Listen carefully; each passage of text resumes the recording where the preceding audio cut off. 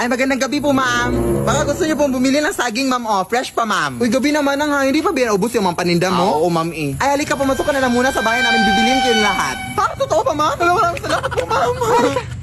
Uy, maraming salamat po talaga, ma'am, ha? Oh my gosh, ma'am. Pero ma'am, parang pamilyar po kayo, ma'am. Kayo ba yung natitiktok, ma'am? Oo, ako po yun. Ayun na, fan ako sa inyo, ma'am. Oh my gosh. Grabe, nakakatakot yung mga videos ni ma'am na yung mga doppelganger sa inyong bahay, gano'n. Pero hindi naman siguro totoo yung mga multo at mga doppelganger dito sa inyong bahay, ma'am, no? Ma'am? Saan yun? Ma'am, paano kayo nakapunta dyan ng biglaan, ma'am? Ma'am, labas lang muna ako, ma'am, ha? Uy, aalis ka na, hindi pa nga kami nakabili.